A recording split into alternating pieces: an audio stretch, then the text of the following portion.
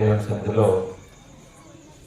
ప్రతి మాసం కూడా మనం ఇలాగ కలుసుకొని దేవుని యొక్క వాక్యాన్ని మనం నేర్చుకుంటూ విశ్వాసమైన జీవితాన్ని దేవుని యొక్క వాక్యం చొప్పున కట్టుకునేందుకు దేవుడు కోరుకునే విశ్వాస సంబంధమైనటువంటి ఆత్మ సంబంధమైన ఫలాలు కలిగించే విషయంలో ఆయన వాక్యాన్ని వినడానికి ఆసక్తితో ఈ స్థలం చేసినటువంటి ప్రతి వారికి కూడాను మన ప్రభువును రక్షకుడు యేసుక్రీస్తు వారి పరిశుద్ధ నామంలో వందనాలు తెలియపరుస్తున్నానని ప్రార్థన చేసుకుందాం. ప్రార్థన చేసుకుంటేమట కొద్ది సమయం పాటు దేవుని వాక్యాన్ని నేర్చుకోవడానికి సమయం వెచ్చించుకుందాం. ప్రార్థన. పరలోకమున్నటువంటి మా తండ్రి, అత్యంత కృపాకరికమైనటువంటి మా దేవ, భూమిని ఆకాశమున్న సమస్తమును మీ చిత్రాన్ని బట్టి సృష్టించి మీ చిత్రంలో ప్రతి జీవరాశిని భూమి మీద, ప్రతి సృష్టిని ఈ భూమి మీద ఏర్పాటు చేసి మానవులైన మమ్మల్ని ప్రత్యేకంగా మీ సంకల్ప ప్రకారంగా విశేషమైనటువంటి మీ జ్ఞానం చేత మమ్మల్ని నిర్మించినందుకు మనపూర్వక మీకు కృతజ్ఞతాస్తుతులు స్తోత్రం తెలియపరుస్తూ ఉన్నాం. తండ్రి, మేము ఎలా బ్రతకాలో, మీ నీతి ఏముండదో మీ గ్రంథం ద్వారా తెలుసుకొని అలా బ్రతికి మీరు ఆశించే మా ఆత్మీయ ఫలాలు ఫలించటకు మీ యొక్క వాక్యం దగ్గర మేము వచ్చి ఉండగా మేము బ్రతుకులకు అవసరమగు ఆత్మీయ సూత్రాలు మీ గ్రంథం ద్వారా ఉపదేశించుకోవటకు బోధిస్తున్నందుకు మీరు జ్ఞాపకం చేస్తున్నాడు. సొంత జ్ఞానాన్ని వాక్చాతుర్యాన్ని ఉపయోగించకుండా లేఖనాల్లో ఉన్న సారాంశాన్ని అనేకులు విని అర్థం చేసుకొని ఆత్మీయ బ్రతుకు విధంగా వారికి మీ యొక్క నీతి సూత్రాలను ఉపదేశించటకు మీ కృప చూపించండి. ఈ కార్యక్రమము ఇప్పటి వరకు ఇలాగ కొనసాగించబడే విషయంలో సహకరించినటువంటి ప్రతి సహోదరుని సహోదరులను కూడా మీరు దీవించండి. ఈ సమయంలో మీ మాటలో ఉపదేశిస్తున్న నన్ను మీరు భద్రపరిచి మీ వాక్యపు ప్రభావం చేత మేమందరం నింపాలి. ఈ స్థలం నుంచి వెలులాగిన మాకు అవసరమైన సూత్రాలు మీ గ్రంథం ద్వారా మాకు నేర్పిస్తారని నమ్ముతూ మరోసారి వింటున్న వారు సత్యవిషయమైనటువంటి అనుభవ జ్ఞానాన్ని సంపాదించుకోగలిగే విషయంలో మీ యొక్క వాక్యాన్ని జాగ్రత్తగా పరిశోధిస్తూ లేఖనాల్లో ఉన్నది ఉన్నట్టుగా వారు అర్థం చేసుకోగలిగే విధంగా బోధించే నాకును జ్ఞానం ఇవ్వండి. వింటున్న వారు గ్రహింపు శక్తిని కలుగు చేస్తారని నమ్ముతూ ఈ మా మనవులన్నీ కూడాను యేసుక్రీస్తు వారి పరిశుద్ధమైన నామంలో వినయంతో బ్రతనాలు పెట్టుకుని ప్రార్థిస్తూ ఉన్నాం తండ్రి. ఆమేన్.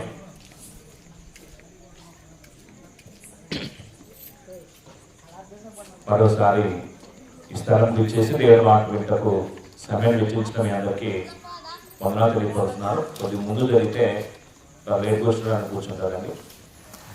కొద్దిగా ముందు జరిగేసిన ప్లేస్ ఉంది కదా.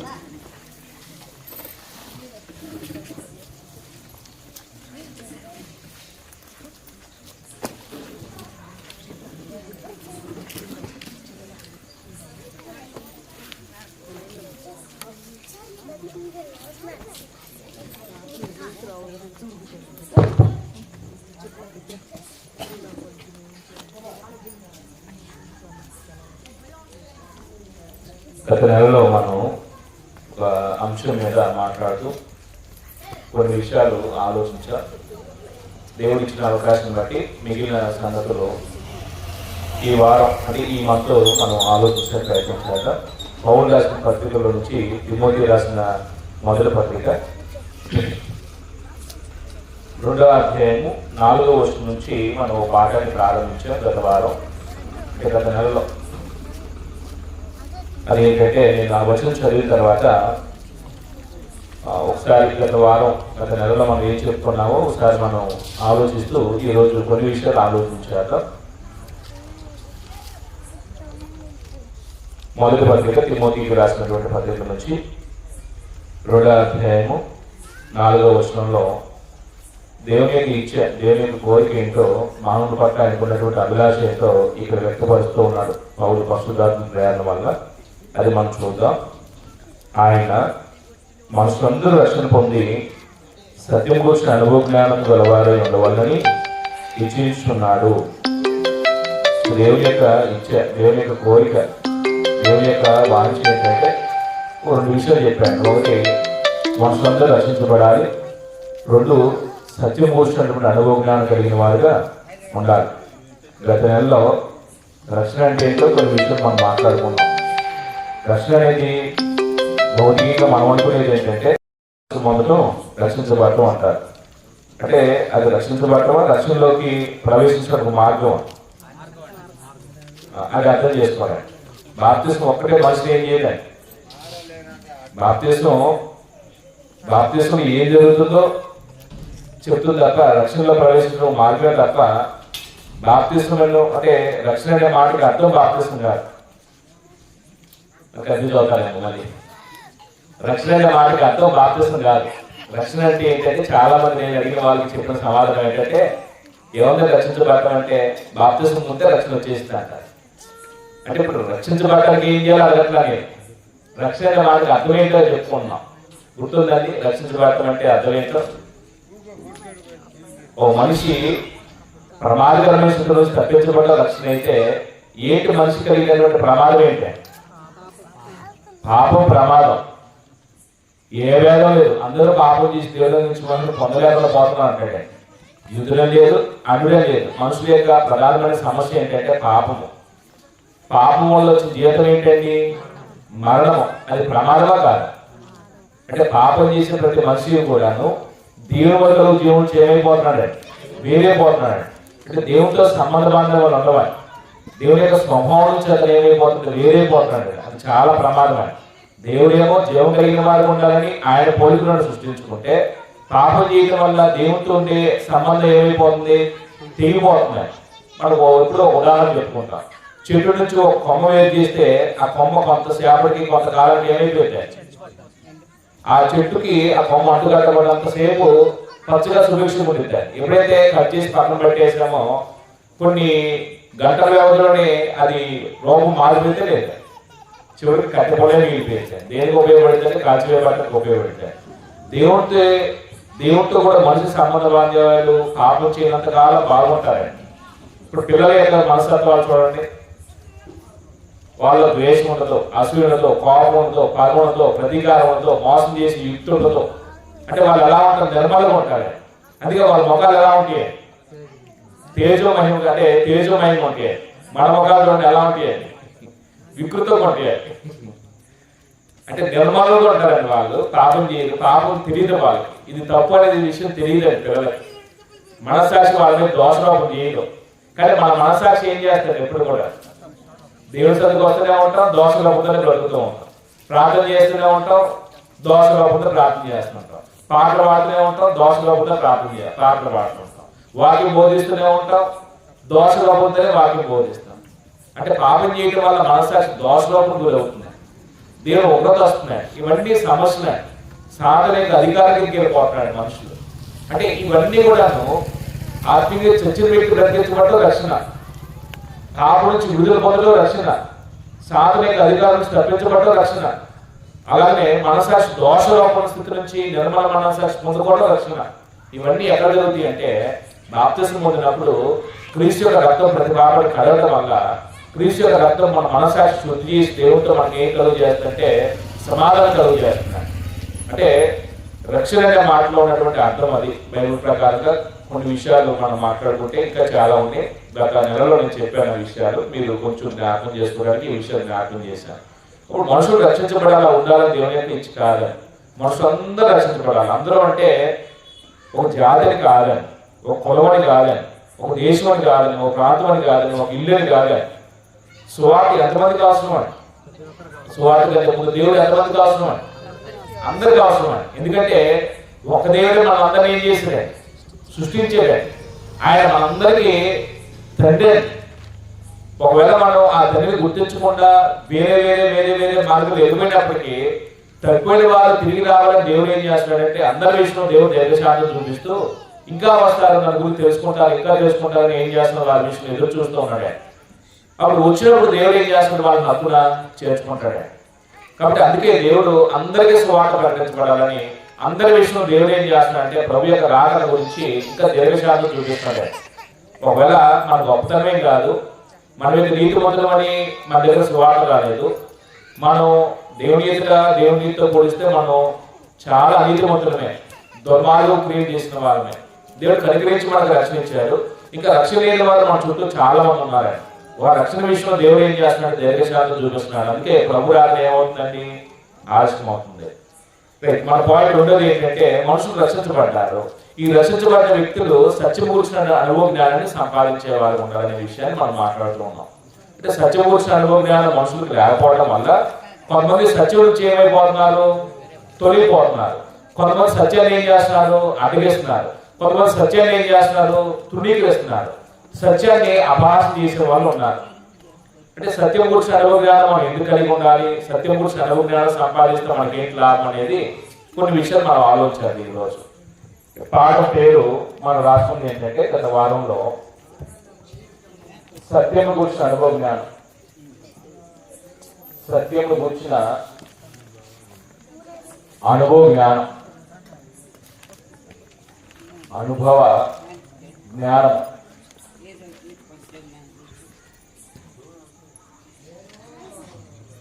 అప్పుడు మొట్టమొదటి మా పాయింట్ ఏంటి ఆలోచించింది ఏంటంటే సత్యం అనగా ఏంటి, ఆ సత్యానికి ఉన్న ప్రాధాన్యత ఏంటో చెప్పుకున్నాం.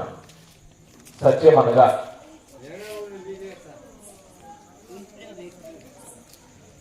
దాని యొక్క ప్రాధాన్యత చెప్తారు ఎవరైనా రాసుకున్న వాళ్ళు? మేము విన్నాక రాసుకోవట్లేదు అంటారా? నేను జ్ఞాపకం చేస్తున్నాను. అంటే సత్యం అనగా, సత్యం అనే మాట మనం జనరల్గా ఎలా ఉపయోగిస్తామంటే వాస్తవము, నిజమైంది, లేకపోతే సత్యం అనే మాటని ఇంకెలా ఉపయోగిస్తారు? వ్యవహారికంగా యథార్థమైంది, నమ్మకమైనది, ఇవన్నీ సత్యానికి సంబంధించి కొన్ని వాడుకలో ఉపయోగించే పదాలు. అంటే బైబిల్ ప్రకారంగా కొన్ని విషయాలు చూసినప్పుడు ఏంటి దానికి ఉన్న ప్రాధాన్యత అంటే సత్యం ఎవరి యొక్క స్వభావం అని. అమ్మ కీర్తనలు 31:5 చూసినా, యోహాను సువార్త మనం 8వ అధ్యాయం చూసినా దేవుడు ఎలాంటి వాడని బైబిల్ చెప్తుంది? సత్యదేవాన్ని మనం ఉపయోగించాను బైబిల్లో. నా తండ్రి సత్యవంతుడు అనే మాట యేసు వారు కూడా ఉపయోగించారు. అంటే దేవుడు ఎలాంటి వాడు? ఏంటి సత్యానికి కూడా ప్రాధాన్యత ఏంటంటే దేవుడు సత్యవంతుడు, అందుకు దానికి ప్రాధాన్యత ఉంది. మరి యేసు గురించి బైబిల్ ఎలాంటి పదం ఉపయోగించేది? నేనే సత్యము అన్నాడు. అంటే నేనే మార్గము, నేనే సత్యము, నేనే జీవం అన్నప్పుడు యేసు ఎలాంటి వాడు? సత్యవంతుడు. సత్యానికి కూడా ప్రాధాన్యత ఏంటంటే యేసు యొక్క స్వభావం, అది దేవుని స్వభావం, అది యేసు యొక్క స్వభావం. అలాగే యోహాను సువార్త 16వ అధ్యాయము మనం 13వ వచనం చదువుతున్నప్పుడు కూడా సత్యం ఎవరి స్వభావం పడిందంటే పరిశుద్ధాత్మిక స్వభావం. సత్య స్వరూపిగా ఆత్మ వచ్చినప్పుడు మేము సర్వసత్యం నుండి కనిపిస్తారని అపోస్తులతో మాట్లాడుతూ యేసు చెప్పారు. పరిశుద్ధాత్మిక స్వభావం ఏంటంటే సత్యము, సత్య స్వరూపి అనే మాట పరిశుద్ధాత్మ ఉపయోగించేది. అలాగే మనకు ప్రకటించబడిన సువార్త ఎలాంటిది అన్నాడు? ఎఫెసీ పత్రిక 1:13 ప్రకారంగా సువార్త ఎలాంటిది అన్నాడు? సత్య సువార్త అన్నాడు. సువార్త సత్యమైనది. మరి దేవుడు మనల్ని ఎలా సృష్టించాడు? యథార్థవంతులుగా సృష్టించాడు. ప్రసంగి 7:9 మనం చదివాం కదండి. దేవుడు నలుగురు యథార్థవంతులుగా సృష్టించాడు అనే మాటలో మనుషుల్ని సత్యవంతులుగా సృష్టించాడు, అబద్ధవంతులుగా సృష్టించాడు. అంటే ప్రాబ్లం దేవుడి కాదు. ఈ భూమి మీదకి వచ్చిన మనం మంచి చేతులు తిరిగి వచ్చిన తర్వాత సత్యం పరంగా వచ్చిన మనం ఏం చేస్తామంటే అబద్ధం ఆడుతున్నామని. ఒక తప్పు చేసేటప్పుడు గప్పెట్టడానికి మనం ఏం సాధన ఉపయోగిస్తామంటే అబద్ధాన్ని సాధన చేస్తున్నాం, సాధన ఉపయోగించుకుంటున్నాం లేకుంటే. కాబట్టి ఈ కారణాలన్నీ మనం గమనిస్తున్నప్పుడు ఏంటి సత్యానికి ఉన్న ప్రాధాన్యత అంటే దేవుని యొక్క స్వభావం అది, యేసు వారి యొక్క స్వభావం అది, పరిశుద్ధాత్మ యొక్క స్వభావం అది. అలాగే దేవుని యొక్క సువార్త, దేవుని యొక్క వాక్య యొక్క తత్వం అది సత్యము. దేవుడు మనలో కూడా సత్యవంతులుగా సృష్టించాడు. అప్పుడు రెండో విషయం మనం చూస్తుంది ఏంటంటే సత్యం తెలియనప్పుడు పూర్వం లోకంలో మన స్థితి ఎలా ఉందండి? సత్యం ఎరిగినప్పుడు పూర్వము లోకంలో మన స్థితి అంటే మన స్థితే కాదు, పూర్వంలో ఉన్నటువంటి విశ్వాసులు కానీ బ్రతికినటువంటి మనుషులందరి స్థితి ఎలా ఉంది అంటే ఇవే గ్రంథం 9వ అధ్యాయము 3-5 వచనం చదువుతున్నప్పుడు అక్కడ చెప్పిన మాట ఏంటంటే సత్యం పలకలేదు మనస్తత్వం అని. అంటే ఇశ్రాయేలు లేదా యోధా ప్రజల యొక్క స్థితిగతులు చూసినప్పుడు ఇర్మియా ప్రవక్త పనిచేస్తున్నప్పుడు వాళ్ళ నోట ఏం పలకరంటే సత్యమే పలకరంటే. మరి ఏం పలుకుతారు సత్యం పలకపోతే? అబద్ధము మాట్లాడటానికి వాళ్ళ పెదాలు కాల్చుకున్నట్టు అంటే. ఇప్పుడు అది అప్పుడే ఇప్పుడు కూడా దేవుని ఎరగని స్థితిలో ఉన్న మనుషులు దేవుని యొక్క తత్వం, దేవుని యొక్క స్వభావం, యేసు యొక్క స్వభావం, పరిశుద్ధాత్మ యొక్క స్వభావం, లేఖనాల యొక్క స్వభావం, దేవుడు నన్ను సృష్టించినటువంటి నా నిర్మాణం నాకు తెలియనప్పుడు, నేను ఎరగనప్పుడు నా బ్రతికి ఎలా ఉంటుందంటే సత్యం పలకడానికి నా కాలాన్ని నేనేం చేస్తాను? ఎలబుస్తాను. సత్యం పలకడానికి కదా, అబద్ధం మాట్లాడి నేనేం చేస్తాను? నా పెదాలు ఉపయోగించుకుంటాను, నా పెదాలు సాధనగా చేసుకుంటాను. ఇంకా లోపల పరిస్థితి ఏంటంటే, పూర్వం పరిస్థితి గురించి మనం చెప్పుకున్నాం. లోపల పరిస్థితి ఏంటంటే, కొంతమంది సత్యాన్ని ఏం చేశారంటే అడ్డగించారన్న. రోమపత్రిక 1:18 ప్రకారంగా దుర్నీతి చేత మనుషులు ఏం చేశారు? కొంతమంది సత్యాన్ని అడ్డగించారంటే. దుర్నీతి అనేది మంచినీతే, చెడ్డనీతే. ఏమండి? చెడ్డనీతే. చెడ్డనీతి చేత మంచి నీతిని ఏం చేశారు? దేవుడు కూడా సత్యాన్ని ఏం చేశారు? అడ్డగించారు. అంటే లోకంలో జరుగుతున్నటువంటి పరిస్థితి. అప్పుడు సత్యాన్ని అడ్డగించడం వల్ల వాళ్ళ హృదయం అంధకారం అయిపోయింది. దేవుణ్ణి కాలి వాటిని దేవుడిగా చేసుకొని ఏం చేశారు? 25వ వచనంలో రోమపత్రిక 1:25 చెప్పిన మాట ఏంటంటే, దేవుడు సత్యం అంటే అసత్యం మార్చారంటే. దేవుడు సత్యాన్ని అసత్యంగా మార్చిన వ్యక్తి సృష్టికర్తను పూజిస్తాడా? సృష్టాన్ని పూజిస్తాడా? తాను సృష్టించినటువంటి దేవుడు అదృశ్యుడైతే ఆ అదృశ్య దేవుడిని మర్చిపోయి పక్కన పెట్టేసేసి తాను నిర్మించుకున్నటువంటి వాటిని ఏం చేస్తారు? దేవుడిగా మర్చుకొని పూజిస్తారంటే. లోకంలో మనుషుల యొక్క స్థితి అది ఇదంతా కూడా. పూర్వం దేవుని ఎరగనప్పుడు, దేవుని యొక్క భయం మనలో లేనప్పుడు, దేవుని యొక్క చిత్తాన్ని జరిగించే విషయం మనసు లేనప్పుడు, దుష్ట మనస్తత్వంతో మన జీవితాలు ఎలా ఉన్నాయి అంటే అబద్ధ మాటని మన పెదాలు కాల్చుకున్నాం. అంటే అబద్ధ మాటని మన పెదాన్ని అప్పగించుకున్నాం. రెండోది సత్యాన్ని ఏం చేసామంటే అడగించాం. మూడోది దేవుడి సత్యాన్ని అడిగించి ఏం చేశాం? దేవుడు కాని వాటికి మనం దేవుడిగా చేసుకొని పూజిస్తూ వచ్చాం. ఇంకో విషయాన్ని తిమోతి పత్రిక చెప్పిన మాట ఏంటంటే 2:17-18 సత్య విషయమే తగ్గిపోతుంది అన్నాడు. అది కూడా మనం మాట్లాడుకున్నాం. సత్యం మనం ఎవరికి వచ్చినప్పుడు సత్యానికి అసత్యానికి తెలియకుండా పరిశోధించకుండా సత్య విషయంలో మనం ఏం చేసాం? ఎవరు తగ్గిపోతారు? ఇప్పుడు మనం ఒక ఊరు వెళ్ళాలనుకున్నాం. ఒక ఆయన ఈ జలాల బాబు ఒక ఊరు అని చెప్పాడు. ఆయన ఏదో చెప్పాడు, మన గుడికి వెళ్ళిపోయామనుకోండి. ఎవరిని విచారించుకుంటా ఒకవేళ ఆయన తప్పు చెబితే మన మార్గం ఏమైంది? ఇప్పుడు కూడా నువ్వు తెలియని ఊరు వెళ్తున్నప్పుడు ఒకరిని అడుగుతామా, ఇద్దరు ముగ్గురు అడుగుతాం? నేనైతే ఇద్దరు ముగ్గురు అడుగుతానే. ఎందుకంటే కన్ఫర్మేషన్ చేసుకోవాలి. ఏమో తెలుసో లేదో లోతు చెప్తున్నాను మరి. అంటే వాక్యం దగ్గరికి వచ్చేసరికి మనం ఏం చేస్తాం? ఎవరు చెప్పినా గుడిగా నమ్ముతాం. లేకపోతే పరిశోధించకపోతే మనం కూడా ఏం చేస్తామంటే ఈ త్రోవతకు పోతాం, మార్గం దగ్గర పోతామని. మనం కోరుకున్న మార్గంలోకి వెళ్ళిపోతాం. దేవుడు కోరుకున్న మార్గంలో ఉండవని. అందుకు తిమోతి పత్రికలో చెప్పిన మాట ఏంటంటే తీసుకొని చదవచ్చు. అంటే పోయిన నెలలో మనం చెప్పుకున్నాం, అలా అయిపోయింది దగ్గర. 2వ పత్రిక 2:17-18 కొడుకు పుండు ప్రాకినట్లు వారి మాటలు ప్రాకును, వారిలో హుమేయును ఫిలేతును ఉన్నారు. వారు పునరుద్ధానం గతించిన చెప్పుచు సత్య విషయమే తగ్గిపోయి. అంటే తప్పుడు బోధ చేస్తూ కొంతమంది ఏం చేస్తారు? తప్పుడు బోధ చేస్తూ కొంతమంది ఏం చేస్తారు? తప్పుడు మార్గం నడిపించారు. విశ్వాసం చేంజ్ చేశారు, తొలగి వేశారు. అప్పుడు సత్య విషయమే తప్పిపోయి కొందరు విశ్వాసం ఏం చేస్తున్నారు? చేరుచున్నారు. మనం ఎవరు చెప్పినా వాక్యం ఏం చేయాలి చెప్పుకుంటున్నాం అంటే పరిశోధించాలి. నేను చెప్పని ఎవరు చెప్పినా సరే లేఖనాలు ఏం చేయాలి? గడియ పట్టణస్తులాగా పరిశోధించాలి.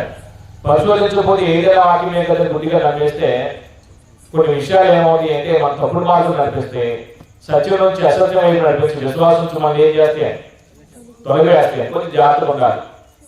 ఆ తర్వాత 3:8 కూడా సత్యం నిలిచి సత్యం ఎదిరించింది అన్నాడు. 3వ ఇదే పత్రిక 8వ ఎన్నే ఎబ్రియైన వారు మోషేను ఎదిరించినట్లు వీరిలో చెడిన మనసు కలిగి విశ్వాస విషయంలో భ్రష్టులై సత్యం ఎదిరించరు. లోకంలో దేవుని ఎదిగిన మనుషులు, దేవుని యొక్క నీతి జరిగించడానికి మనసు లేని మనుషులు సత్యాన్ని ఏం చేస్తారా? ఎదిరిస్తారా? అంటే సత్యాన్ని ప్రాధాన్యత ఉంది. పూర్వం లోకంలో మనుషుల యొక్క స్థితి ఎలా ఉందంటే సత్యాన్ని నమ్మని వారు ఉన్నారు, సత్యం ధృవీకరించే వాళ్ళు ఉన్నారు, సత్యం ఎదిరించే వాళ్ళు ఉన్నారు. ఇదే పత్రిక తిమోతి పత్రిక 4:3-4 జనులు హితబోధలు స్నేహితులుగా దురచూలు గలవారే తమ స్వకీయ దురాశకు అనుకూలమైన బోధకు నమ్మకం పూజ చేసుకుని సత్యము చేయునట్టుగా కల్పనాకర తిరిగిపోయి కాలం వచ్చున్నాడు. మనుషుల ప్రాబ్లం ఏంటంటే సత్యం అవసరం లేదు, సత్యం నమ్మక మనుషుల పరిస్థితి ఏమైపోయింది అంటే ఇక్కడ తమ స్వకీయ దురాశకు అనుకూలమైనటువంటి బోధకు తమ కొరకు బోధ చేసుకొని ఏమైపోయారు, కల్పనాకాలం వైపు తిరిగిపోయారు. తిరిగిపోతారు అనేది అప్పుడు రాశాడు, తిరిగిపోయారు ఇప్పుడు అలాగే ఉన్నారు. ఎందుకనగా జనులు హితబోధన సాయింపగా, హితబోధ అనేది ఆరోగ్యకరమైన బోధ, తప్పుగా ఖండించే బోధ, మన లోపల సవరించే బోధ, మనల్ని బుజ్జగించే బోధ కాదు, మనల్ని ప్రక్షాళన చేసే బోధ.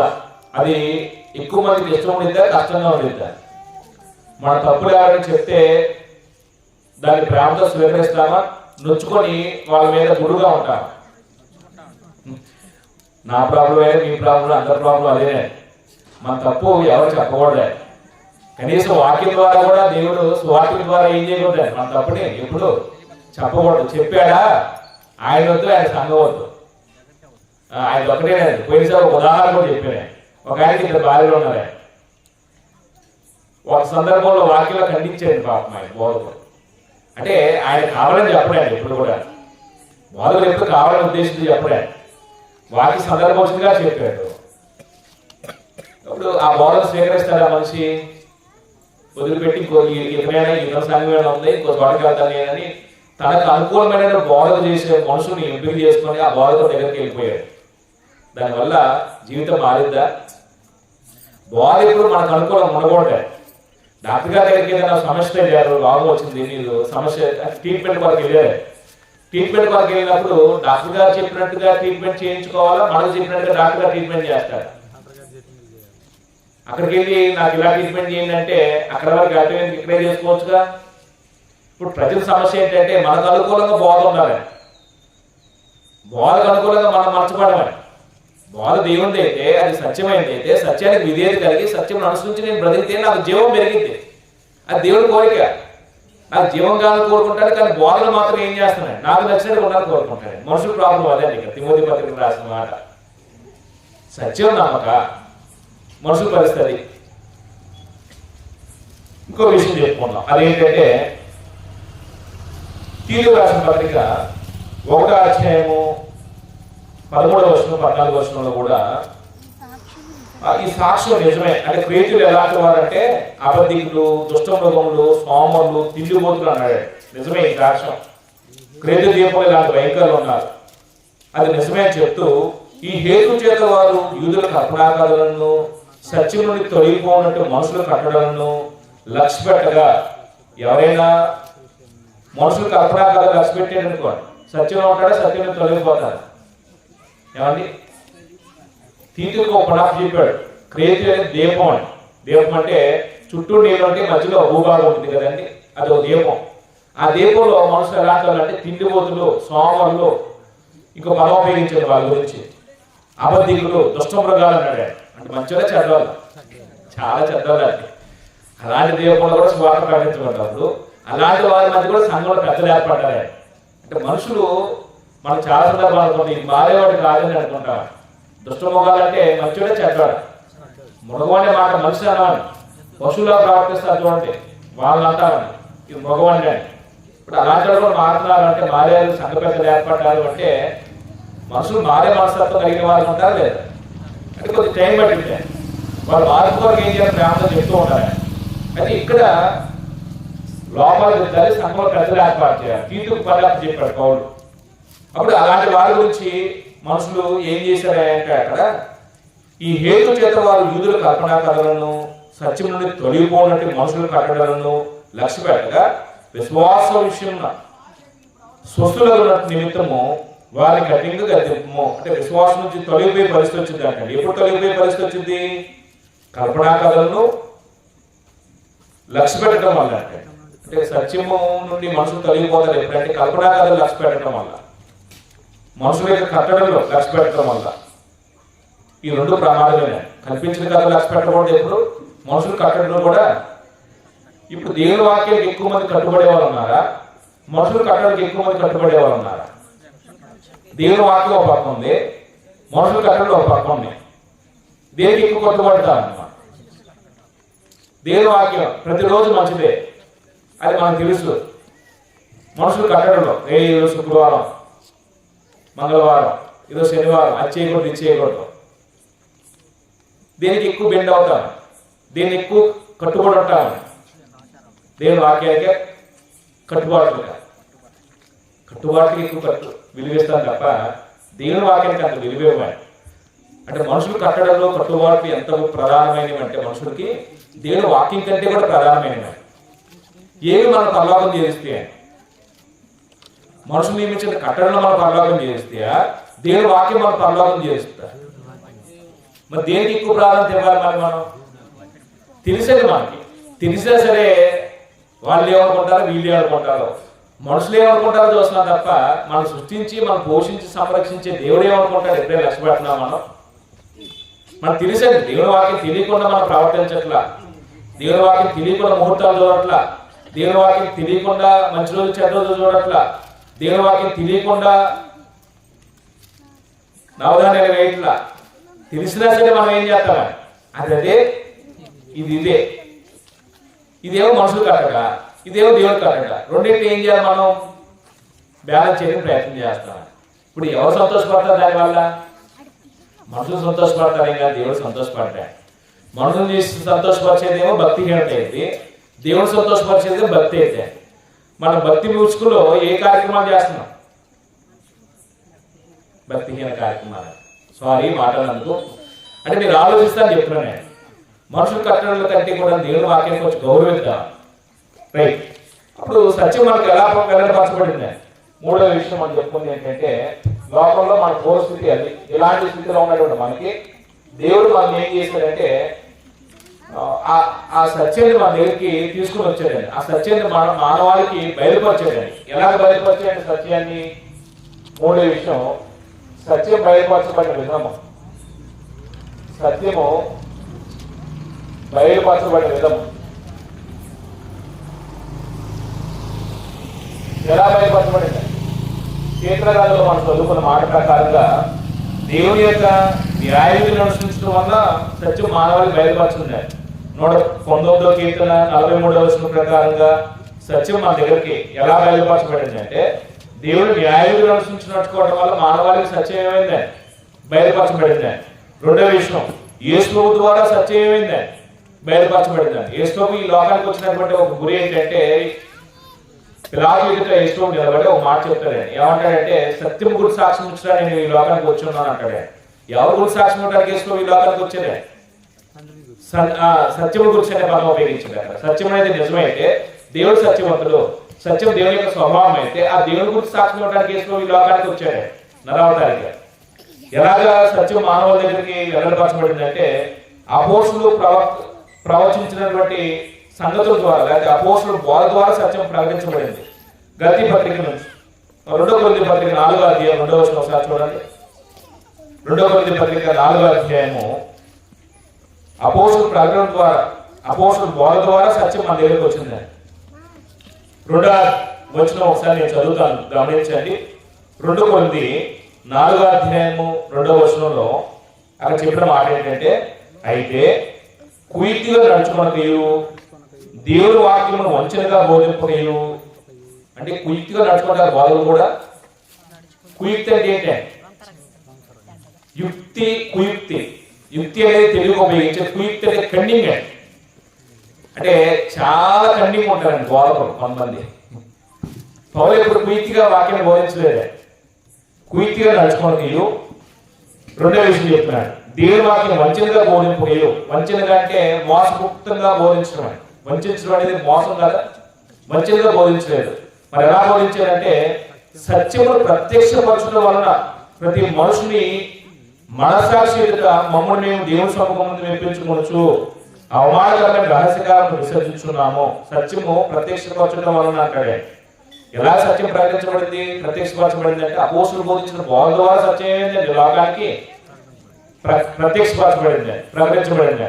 అంటే సత్యం అనేది మానవులకు ఎలా వచ్చింది? మన పూర్వం సత్యాన్ని ఎదిరించిన వాళ్ళం కదా, సత్యాన్ని నమ్మని వాళ్ళం కదా, సత్యాన్ని అడిగించిన వాళ్ళం కదా, సత్యాన్ని ఎదిరించిన వాళ్ళం కదా, సత్యం కంటే కూడా మనుషుల యొక్క ఆజ్ఞలు కట్టడలు అనుసరించిన వాళ్ళం కదా. అయితే అది తప్పని మనకి ఎలా తెలియపరచబడింది అంటే దేవుడు మనకు అందించినటువంటి సువార్త ద్వారా, యేసు యొక్క జీవితం ద్వారా, దేవుడి యొక్క న్యాయాల ద్వారా ఇది సత్యం అని మనం తెలుసుకోవడానికి దేవుడు అవకాశం ఇచ్చాడు. అలాగే ఈ భూమి మీద దేవుడు యేసు యొక్క రక్తం ద్వారా సంఘాన్ని ఏర్పాటు చేసి ఆ సంఘాన్ని ఎలా ఏర్పాటు చేశారంటే సత్యములకు స్తంభం ఆధారం అన్నాడు. తిమోతిలో మొదటి పత్రిక 3వ అధ్యాయము 15వ వచనం ఒకసారి చూడండి. తిమోతి మొదటి పత్రిక 3వ అధ్యాయం 15వ వచనం. సత్యం మనకి ఎలా తెలియపరచబడింది, ఆ సత్యం ఎలా బయలుపరచబడింది అంటే దేవుడి భూమి సంఘాన్ని ఏర్పాటు చేసి ఆ సంఘాన్ని ఎలా నియమించాడంటే సత్యములకు స్తంభంగా నియమించాడు, ఆధారంగా నియమించాడు. చూడండి ఒకసారి. అయినను నేను ఆలస్యం చేసిన దేవుని మందిరం అనే మాట అనగా అన్నాడు. అర్థం చెప్తున్నాడు. దేవుని మందిరం అంటే అర్థం ఏంటంటే అనగా జీవంగా దేవుని సంఘములో జనులు ఎలా ప్రవర్తింపవలనో అది నీకు తెలియజేయవలని ఈ సంగతి నీకు రాయుచున్నాను. ఆ సంఘము సత్యములకు స్తంభమును ఆధారమై ఉన్నది. దేవుడు ఈ భూమి మీద సంఘాన్ని ఏర్పాటు చేసి ఎలా వచ్చాడంటే సత్యానికి స్తంభంగా నిలబెట్టాడు, ఆధారంగా నిలబెట్టాడు. నువ్వు ప్రకటించే సత్యము ఆధారం ఏంటంటే సంఘం. ఆ సంఘం నిలబడాలంటే సత్యము అలాగే ఆధారం ఒక స్తంభంగా పెట్టాడు. దీన్ని బట్టి ఈ 4 విషయాలు మనం జ్ఞాపకం చేసుకుంటే సత్యం ఎలా బయలుపరచబడింది మానవాళికి. ఒకటి, దేవుని యొక్క న్యాయవిధులను అనుసరించి దేవుని యొక్క న్యాయవిధుల ద్వారా సత్యం మానవాళికి తెలియపరచబడింది. యేసు ద్వారా బయలుపరచబడింది, అపోస్తలుల ప్రకటన ద్వారా బయలుపరచబడింది. దేవుని భూమి సంఘాన్ని ఏర్పాటు చేయడం ద్వారా ఆ సంఘం సత్యములకు ఆధారము స్తంభంగా దేవుడు నియమించడం ద్వారా సత్యం మానవాళికి ఏం చేయబడింది, బయలుపరచబడింది. ఇప్పుడు సత్యం పట్ల మన వైఖరి ఎలా ఉండాలో ఒక 5 విషయాలు చూసి నేను ముగిస్తానండి. సత్యం పట్ల మన వైఖరి ఎలా ఉండాలి అంటే తెస్సలోనికీయులకు 2వ పత్రిక 2వ అధ్యాయము. ఇది కొద్దిగా అర్థం కానట్టుగా ఉంది చదువుతున్నప్పుడు. అయితే ఒక మాటని మనం ఇక్కడ తీసుకుందాం. 9వ వచనం అంటున్నాడు, నశించుచున్న వారు తాము రక్షింపబడుటకై, నశించేవాడంటే పాపం చేత అపరాధం చేత సత్య స్థితిలో ఉండి దేవుని ఉగ్రతగా ఉన్నవాడే, దేవుని దోషులుగా ఉన్నవాడే, శత్రువుగా ఉన్నవాడే. ఆయన వ్యక్తిత్వం ఏం చేసుకున్నాడు, పాడు చేసుకున్నాడు. ఈ నశించిన వ్యక్తిని గురించి చెప్తూ అతను రక్షించబడడానికి ఏం చేయాలంటే నశించున్న వారు తాము రక్షించబడుటని సత్య విషయమైన ప్రేమను అవలంబిపోయేది కనుక రక్షించబడడానికి ఏం చేయాలండి. ఒక మనిషి నశించిపోయే వ్యక్తి రక్షించబడడానికి ఏం చేయాలి, వచనం ప్రకారంగా సత్య విషయమైన ప్రేమను ఏం చేయాలి, అవలంబించాలండి. అంటే సత్య విషయమైన ప్రేమను అవలంబించడం అంటే ప్రేమ సత్య సంబంధమై ఉండాలి. ఆ సత్యం ప్రేమతో కూడింది ఉండి దాన్ని ఏం చేయాలి, వెంబడించాలని, దాన్ని వెంటాడాలి, దాన్ని కోరుకోవాలి. అంటే సత్యాన్ని ప్రేమించే వ్యక్తి ఆ వ్యక్తి రక్షించబడడానికి అవకాశం ఉంటుంది. సత్యాన్ని ద్వేషించే వ్యక్తి, సత్యాన్ని నమ్మని వ్యక్తి, సత్యాన్ని అంగీకరించలేని వ్యక్తి, సత్యాన్ని వెంబడించలేని వ్యక్తి రక్షించబడతాడా? రక్షించబడే అవకాశం లేదే. ఈ వచనంలో మనం రాసుకోవాల్సింది ఏంటంటే సత్యం పట్ల మనకు ఉండవలసిన అవగాహన ఏంటంటే సత్యమును ప్రేమించే వారు ఉండాలని. అంటే ప్రేమించే వ్యక్తి సత్యాన్ని ఏం చేయడు, తృణీకరించలే. సత్యాన్ని ప్రేమించే వ్యక్తి సత్యానికి ఏం చేస్తాడు, లోబడతాడే.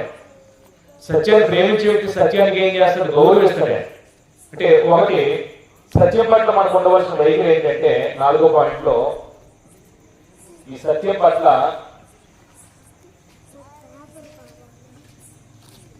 మనకు ఉండవలసిన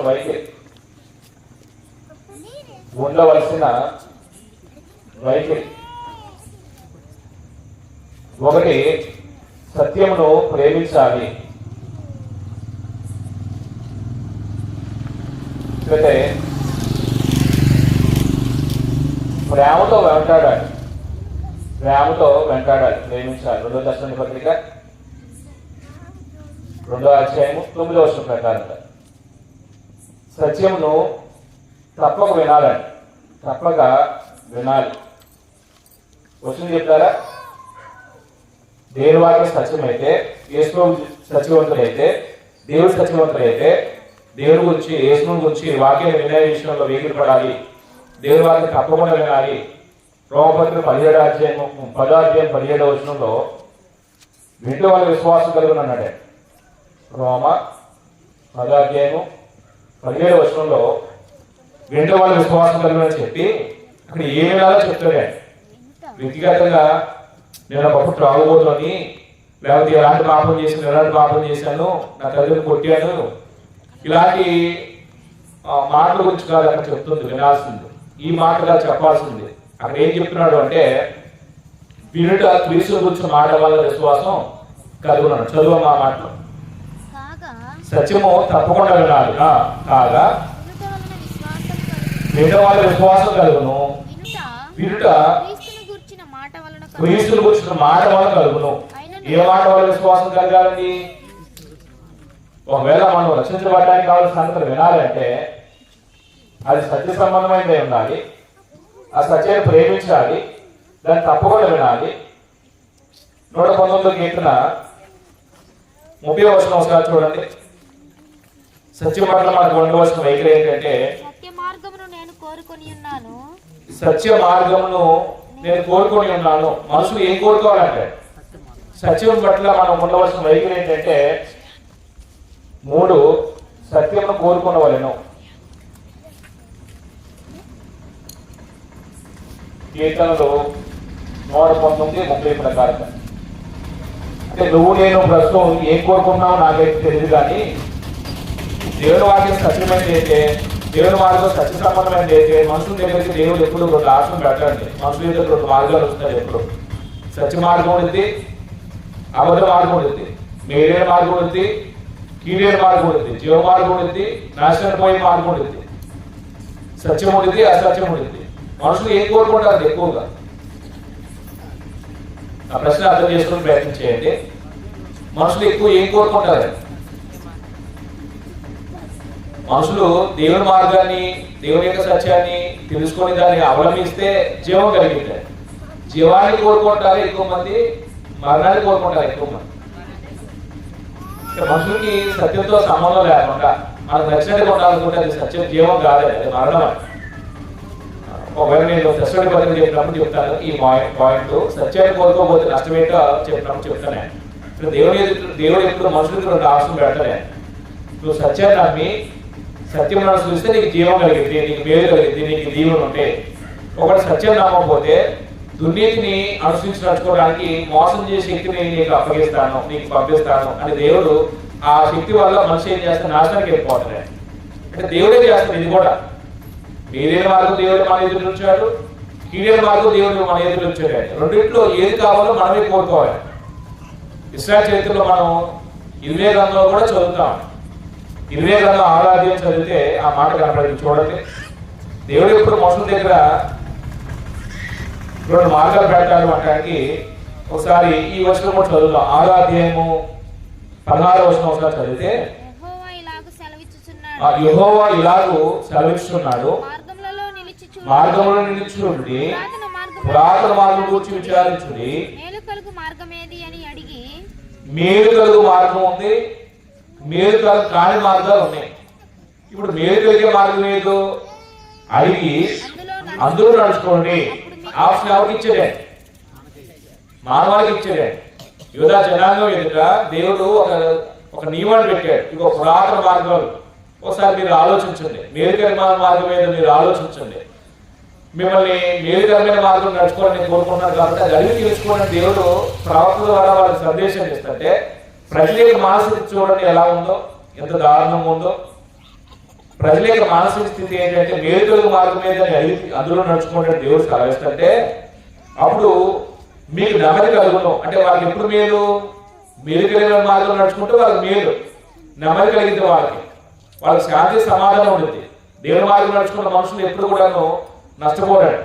దేవుని విడిచిపెట్టిన మనుషులు నష్టపోయారు తప్ప దేవుని నమ్మి దేవుని యొక్క నీతిని అనుసరించి నడుచుకున్న వారు ఏ తరం కూడా, ఏ కాలంలో ఏ మనుషులు నాశనం కాలేదు.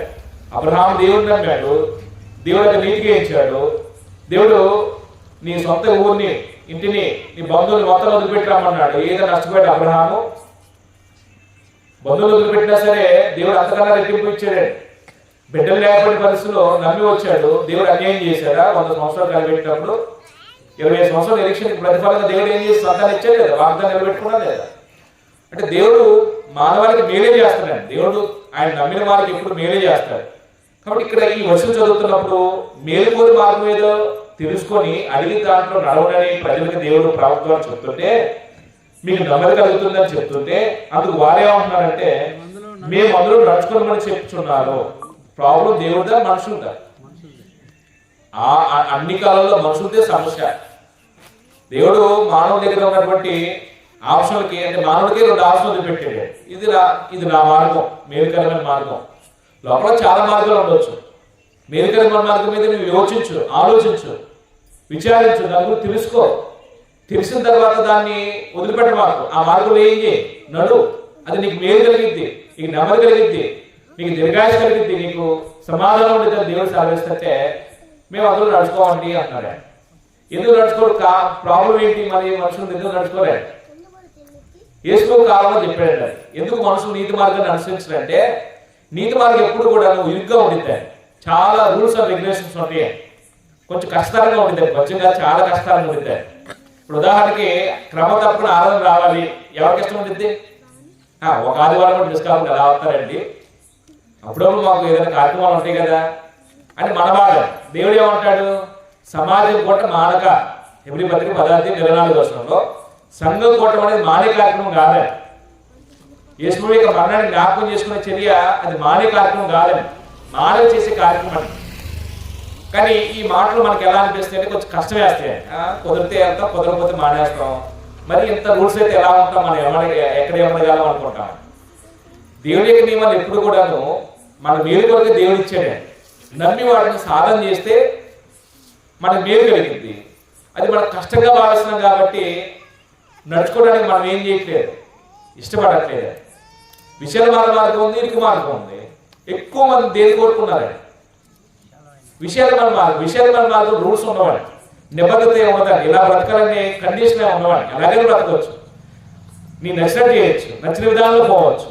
కానీ ఇరుకు మార్గంలో చాలా కట్టుబాట్లు ఉంటాయి, నియమాలు నిబద్ధతలు ఉంటాయి. ఆజ్ఞల ప్రకారంగా జీవించాలి. దాని కుడికి కానీ ఎడమ కానీ తొడకూడదు. ఇది కష్టం లేని మన పరిస్థితి ఎలా ఉంటుందంటే కుదిరి చేద్దాం, కుదరకపోతే మానేద్దాం, ఇదే కొంచెం బెటర్గా ఉందని ఏం చేస్తాం, రాజీ పడిపోయి విశాలమైన మార్గాన్ని కోరుకుంటాను. విశాలమైన మార్గాన్ని కోరుకునే వాళ్ళు కొంతమంది ఉన్నారు, చాలా మంది ఉన్నారు. అది తొలగి ఎక్కడ నడిపించిందండి? నాశనం నడిపించింది. మరి జీవానికి పోయే మార్గం ఇరుకు మార్గం. అది ఎంతమంది కనుగొంటారంటే చాలా మంది కనుగొంటారా? కనుగొనేదే కొందరు అన్నాడే. అది కనుగొనేదే కొందరైతే మరి దాంట్లో ఎంతమంది ప్రవేశిస్తారు?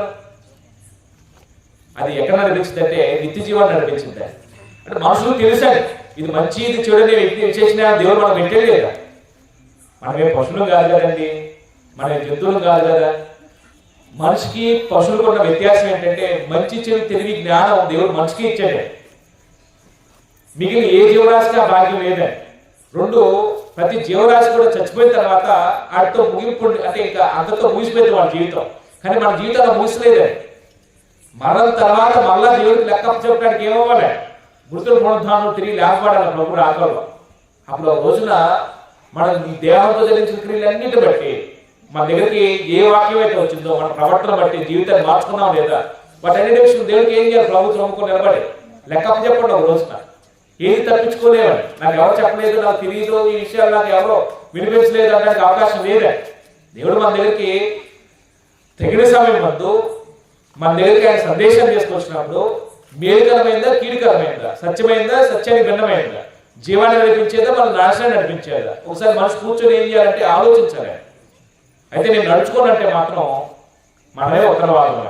ఇలా ప్రాబ్లం దేవుడిదా వీళ్ళదా యూదులదా? అందులో మేము నడుచుకోమంటున్నారే. ప్రవర్తన దేవుడు సెలవిస్తున్నా సరే మేము మాత్రం అందులో నడుచుకోము. సమస్య మనసుందా? ఇంకో విషయం చూద్దాం. సత్యం పట్ల మనకు ఉండవలసిన వైఖరి ఏంటంటే దానికి తప్పకుండా విధేయత చూపించాలి. పేతురు రాసిన మొదటి పత్రిక 1:23 చూడండి ఒకసారి.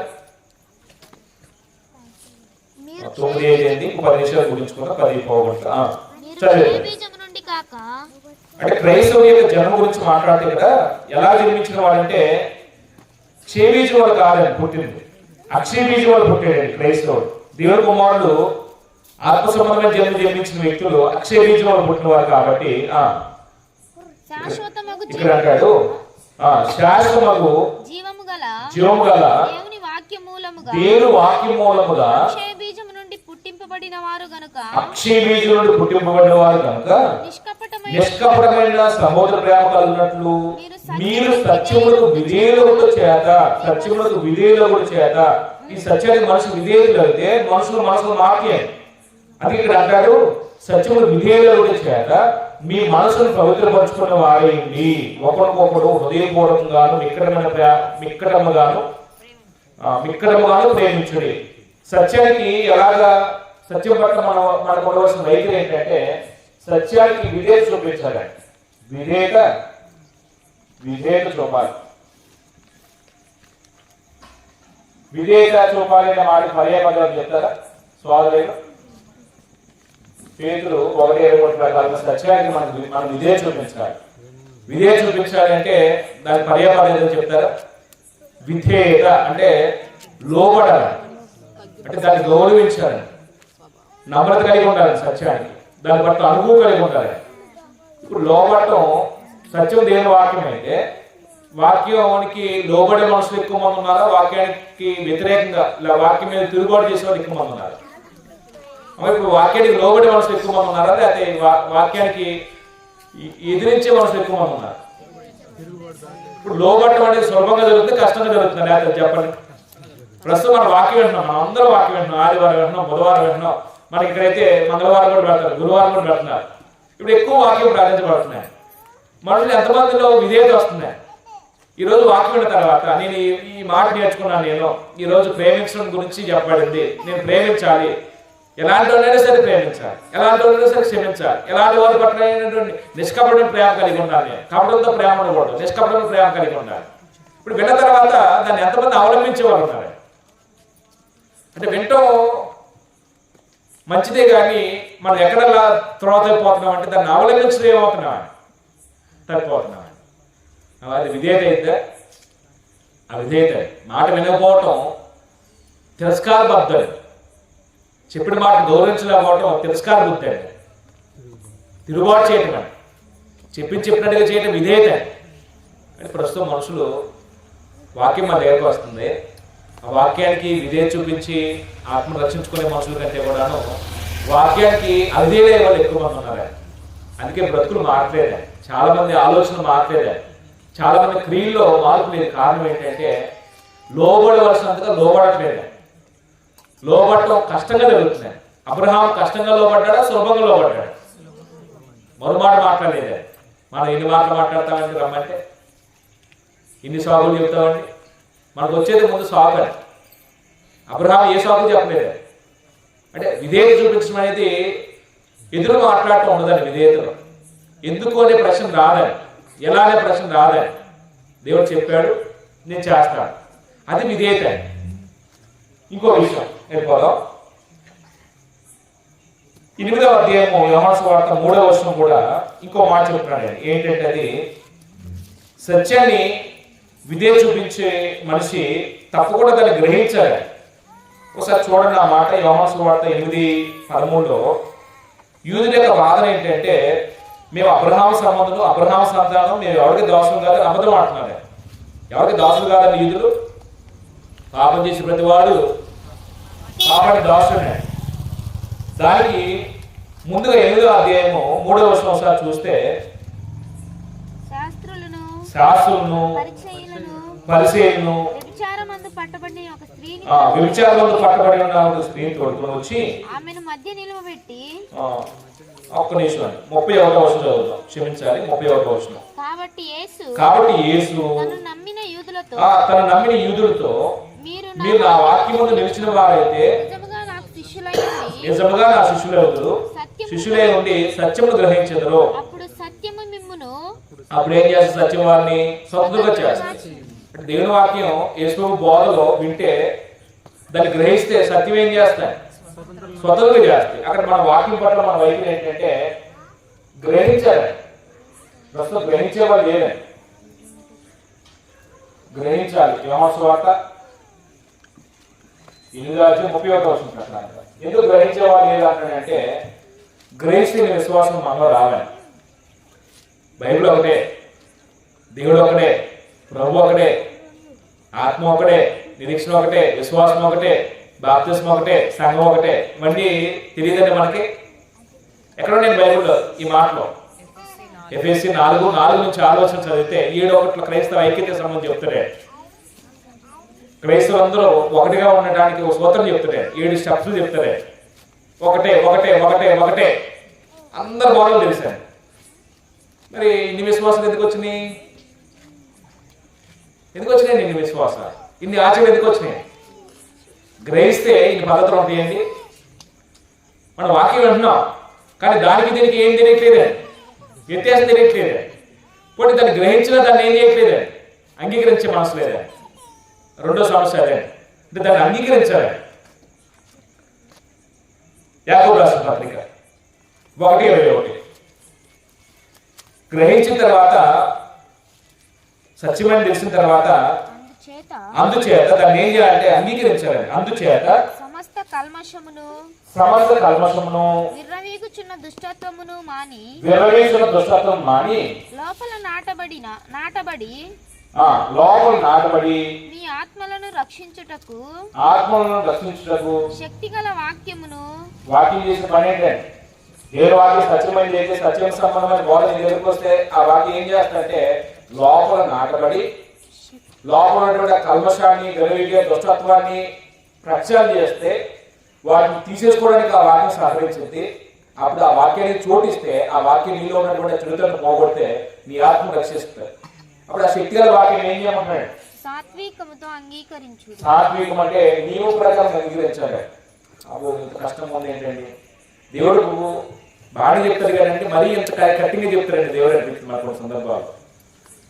వాక్యం దగ్గరికి వచ్చేసరికి వాక్యం ఉన్నప్పుడు బాగుండేది, కానీ దాన్ని పాటించడానికి వచ్చేసరికి మరి ఎంత ఖచ్చితంగా చెప్తున్నాడు దేవుడు. ఎంత కష్టం మన వల్ల కాదండి అని మనం దాన్ని సవరించే ప్రయత్నం చేస్తాం. అది సాత్వికం అంటే నియమం ప్రకారం లోబట్టమే. మీరు పొట్లో కేజీ కందిపప్పు తీసుకెళ్ళి కిలో పంచదార డబ్బులు ఇస్తారా? నా ప్రశ్న ఎవరికి అర్థం కాలేదన్నమాట. అయిపోయి ముగిస్తున్నారే. కేజీ కందిపప్పు తీసుకున్నారే, కేజీ ఎంత అమ్మా? లేదా కొట్టుండే ఎవరు? సరే 130. మీరు కిలో కందిపప్పు తీసుకొని కిలో పంచదార డబ్బులు ఇస్తున్నారు, 40 రూపాయలు ఇస్తున్నారు. ఏమంటారండి కొట్టేవాళ్ళు? అది కిలోకి ఇది కిలోకి అన్నీ తీసేసుకుంటారా? అది వాక్యం ఇది వాక్యమే, కానీ వ్యత్యాసం కనబడిద్దా లేదా? అది గ్రహించలే. వచ్చే సమస్య మనసులు కదే. సాత్వికం అంటే నియమ ప్రకారంగా అంగీకరించాలి. నువ్వు ఏ వాక్యం వింటున్నావో దానికి అనుకూలంగా బ్రతకాలి. దేవుడు చెప్పినటువంటి విషయాలు సాత్విక మనసుతో అంగీకరిస్తే ఆత్మ రక్షించబడతాయి. చివరిగా నేను చెప్పేది ఏంటంటే, అంగీకరిస్తారు చాలా మంది, ఎగ్జాక్ట్గా అంగీకరిస్తారు, కానీ వాక్యక్రమం చొప్పున నడుచుకోరండి. నడుచుకుంటే మేలు, నడుచుకోకుండా అంగీకరించి వచ్చి కొంతకాలం బాగుండి వెళ్ళిపోతే మేలు. గల్తీ పత్రికలు చెప్పి ముగిస్తాను. గల్తీ పత్రిక 4:20 చూడండి. దాని క్రమం చొప్పున సత్యమును క్రమంగా నడుచుకోవాలి. 4:20 చదువుతారు. మిమ్మును గూర్చి ఇటు తోచకి ఉన్నాను, నేను ఇప్పుడే మీ మధ్యకు వచ్చి మరి ఒక విధముగా మీతో మాట్లాడగోరుచున్నాను. ధర్మశాస్త్రం ఒక నిమిషం.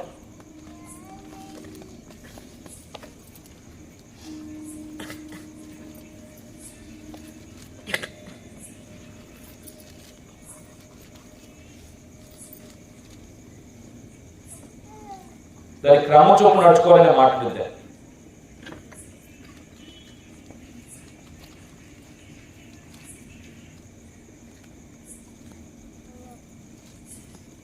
వచ్చిన నేను తప్పు రాసుకున్నాను.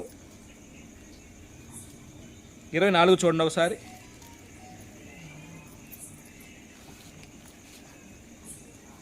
మ్మ్. 24 కాదు,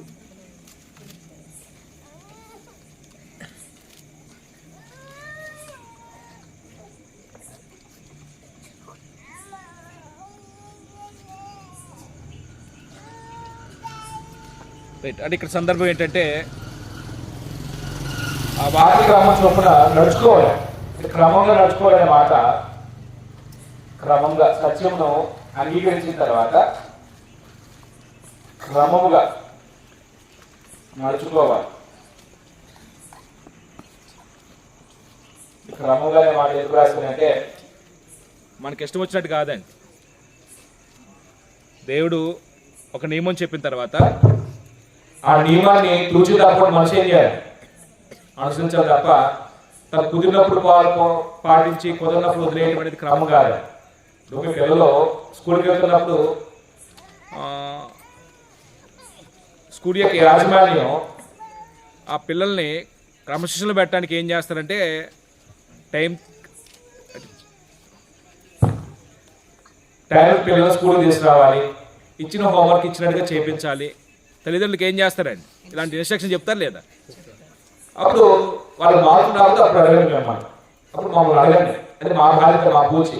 అంటే స్కూల్ యాజమాన్యం నుంచి ఏ లోపం లేకుండా ఉండడానికి తల్లిదండ్రులు కూడా ఏం చేస్తారండి? ఇన్స్ట్రక్షన్ ఇస్తారండి. అప్పుడు తల్లిదండ్రులు చేయవలసింది చేయాలి, టీచర్స్ ఉపాధ్యాయులు చేయవలసింది చేయాలి. ఇప్పుడు ఇద్దరు చేస్తేనే పిల్లల భవిష్యత్తు బాగుంటుంది. ఇప్పుడు టీచర్స్ విషయంలో కాకుండా పిల్లల భవిష్యత్తు పాడైద్ది. తల్లిదండ్రుల విషయంలో ఒకవేళ వాళ్ళు నిర్లక్ష్యం చేసినా పిల్లల భవిష్యత్తు పాడైద్ది.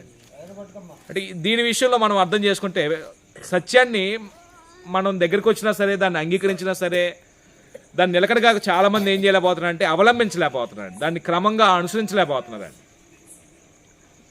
దానికి సంబంధించి ఉపమానాల్లో 4 రకాల ఉపమానాల్లో రెండో రకం ఏంటంటే రాతి నేల. రాతి నేల పడ్డటువంటి విత్తనం పోలిన వారు ఏంటంటే వాక్యాన్ని విన్న తర్వాత వెంటనే అంగీకరిస్తారంటే, వెంటనే అంగీకరిస్తారు. వాక్యం ఎత్తబడింది, వాళ్ళు వెంటనే అంగీకరిస్తారు. చెట్టు వచ్చింది కానీ ఫలాలు రాలేదు. కారణం ఏంటండి? మన్ను చాలా తక్కువ ఉందంటే వేరు లోపలికి వెళ్ళి చెట్టు ఎదిగి ఫలాలు కాసే స్థాయికి రాలేకపోయింది. అప్పుడు మన్ను తక్కువ ఉంది కాబట్టి బయట నుంచి వచ్చే సూర్యరశ్మి నుంచి వచ్చే ఆ సూర్య ఉష్ణానికి ఏమైంది? ఆ మొక్క ఎండిపోయింది. అంటే ఇక్కడ వెంటనే అంగీకరించడం తప్పు కాదు, కానీ అవగాహనతో అంగీకరించాలి. బాప్తిస్మం పొందుతున్నంత అవగాహనతో వచ్చి నేను విశ్వాస సంబంధమైన జీవితం కొనసాగిస్తున్నప్పుడు నాకు శ్రమలు ఉంటాయి, కష్టాలు ఉంటాయి, నిందలు వస్తాయి, బాధలు వస్తాయి, వాటిని తట్టుకొని నేను నిలబడగలగాలి అంటే అవగాహనతో రావాలా, ఎమోషనల్గా రావాలా? అవగాహనతో రాలేదు.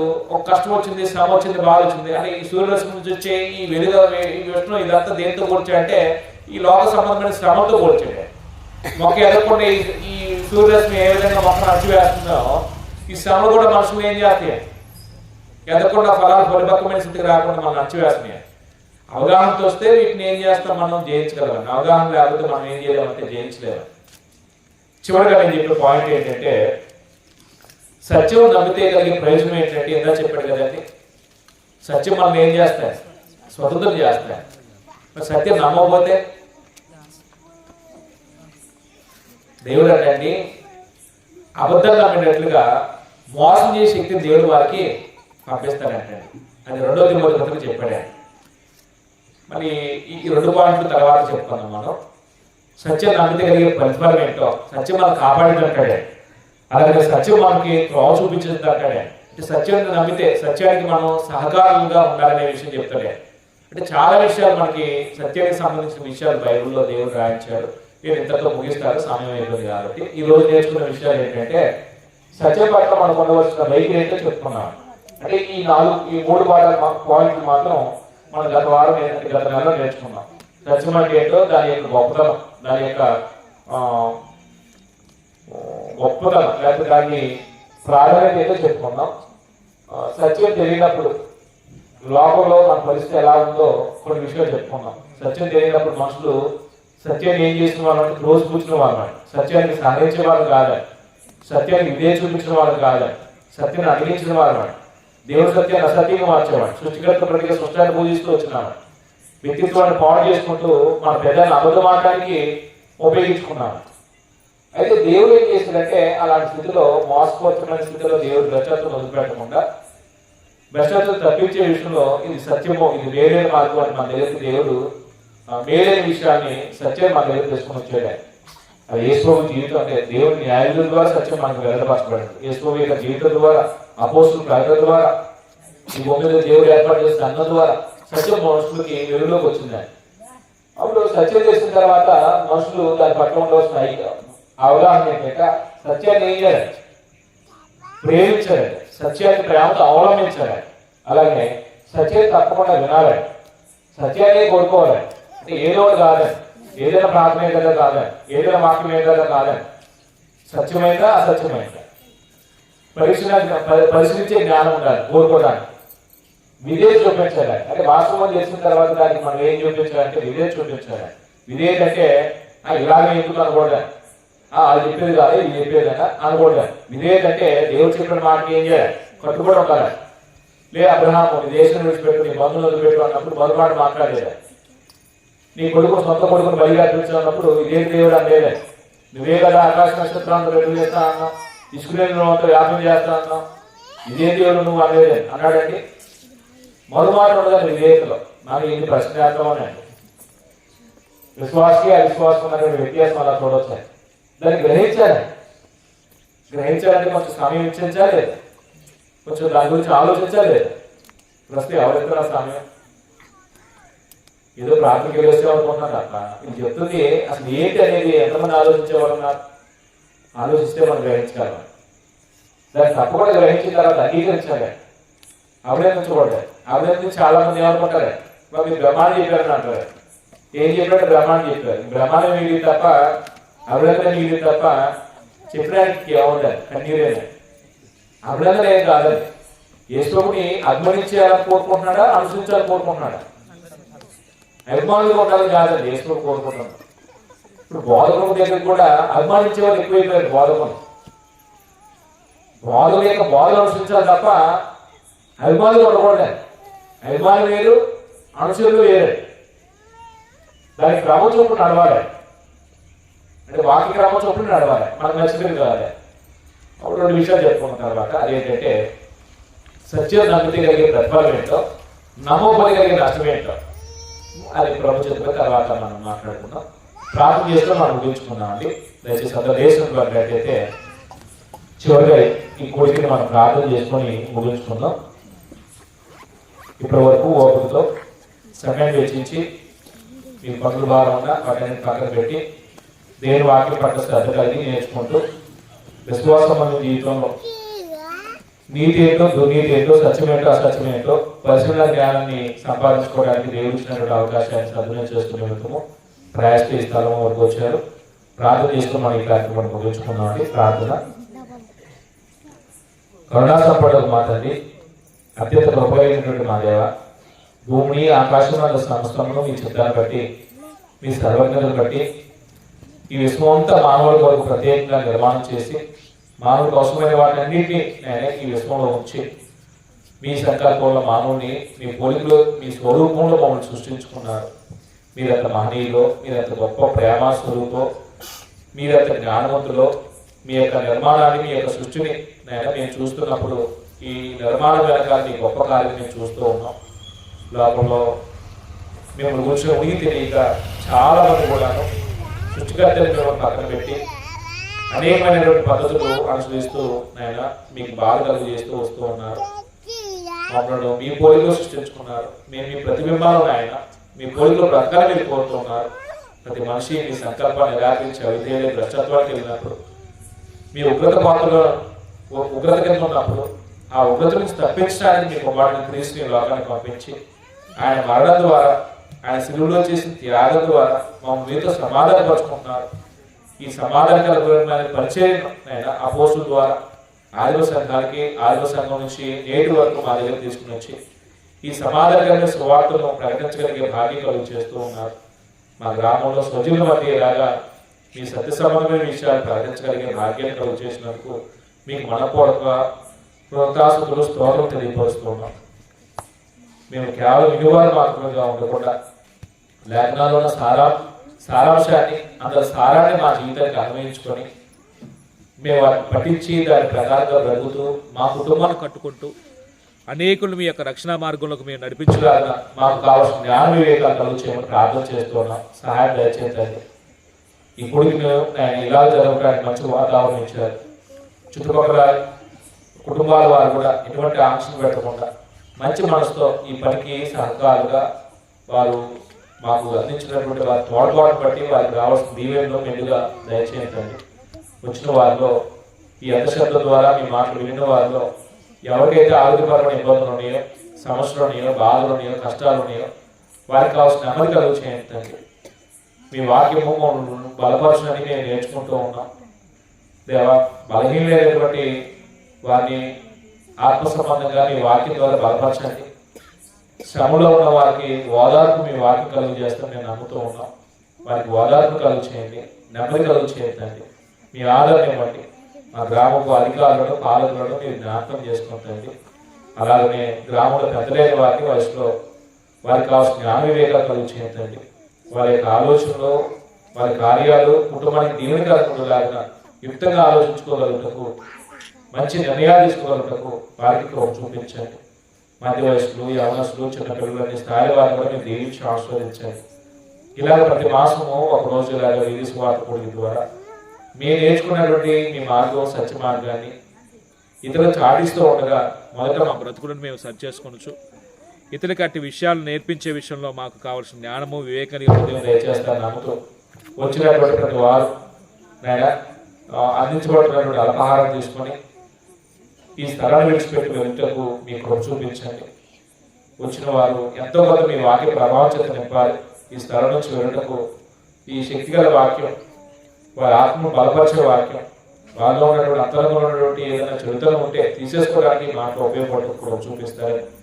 ఆత్మీయ బలపరచబడటకు మీ నీతిని అనుసరించుకోవడానికి ఈ మాటలు వారికి ప్రయోజనకారులుగా మీ దేవుని అందిస్తారు నమ్ముతూ మరోసారి ఈ ప్రార్థన మనల్ని కూడాను మా ప్రభును మా రక్షకుడు యేసుక్రీస్తు వారి అతి పరిశుద్ధమైన శ్రేష్టమైన నామములో వినయంతో వెతకాలకు ప్రార్థిస్తున్నాం తండ్రి. ఆమేన్. ప్రభునామకి అందుకు వందనాలండి. సోదరులు అల్పాహారం మీరు అందించాలని ఒక 5 నిమిషాలు కూర్చున్నట్లయితే మీ కొరకు చిన్న అల్పాహారం అందించడానికి సోదరులు వస్తుంది.